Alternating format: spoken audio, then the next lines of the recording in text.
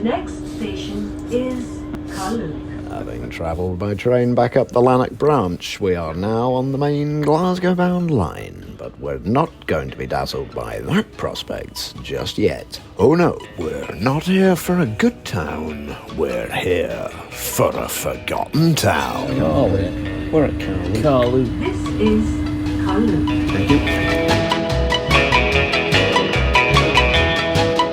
Carluke, Lanarkshire, population 13,320, rank number 758.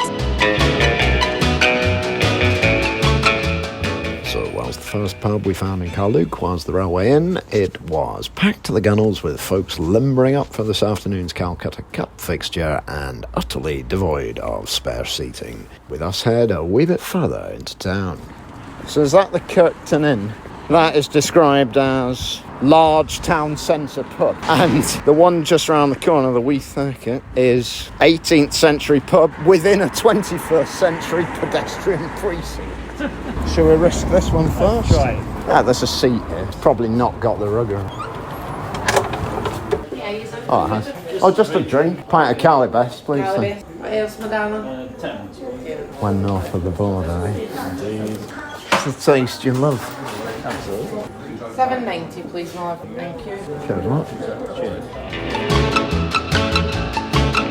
So, as we settle in for beverages of somewhat varying attraction, there's time for me to bring you up to date on the purpose of the trip and to distill a millennium's worth of town history into a few grand-sounding, if factually vague, paragraphs. First, this is the second of 10 outstanding towns of Lanarkshire which I intend to visit this season, or long weekend in early spring, for those who prefer to move beyond the pretentious artifice of podcasting terminology. Having already ticked off all the entries on my list in Wales and Northern Ireland, we're into the last 20 in Scotland, with only a handful of English ones lined up for the next series and another trip north later in the year. Regarding Carluke itself, it's the only town between Lanark and the outer fringes of the Glasgow conurbation into whose orbit we start to move next time. As such, it sits in the literally fruitful plateau above the River Clyde, still home of jam manufacture. A variety of heavier industries and coal mining have largely moved on, so a large proportion of the working population commute into the city, but they must bring at least a slice of their hard-earned back here, as the town centre seems reasonably well-kept and the hostelry is well-attended. It seems to have its fair share of leisure and sporting amenities, whilst younger members of the population are lured away from the well-maintained streets by the award-winning soft play centre and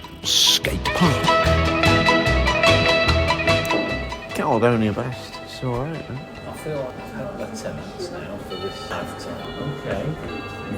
I am actually away at the moment. Whilst Mark getting harangued by a business telephone call may cut into his prospects of getting outside another tenants, it does at least give me the opportunity to give you, the listener, an insight into the sort of people this place has churned out in the past. First up, we have the positive role model whose deeds the next generation might hope to emulate. Major General William Roy, whose military map of Scotland led directly to the foundation of the Ordnance Survey in 1791, the year after his death. He is commemorated with a Trig Point-style monument at the site of his birthplace, but as his mother did not see fit to move into the centre of town for the happy event, we shall not have time to visit it today. Secondly, we have another sometime soldier, Major Thomas Weir, whose endeavours in the fields of occultism, bestiality, adultery, and last but not least, incest, perhaps provide less of a navigable route to success for the up-and-coming good citizens of tomorrow, nor us a navigable path back to the station than the OS 150,000. Still, it takes all sorts, and we seek to deliver facts without undue moral judgment. Cheers! Right, we've got 3 minutes till the train. Is there any kind of bridge there, Mark? No, there is. A train arriving at platform. A close call, yes. A mistrain, assuredly not. See you next time in Wishaw. Scotrail train.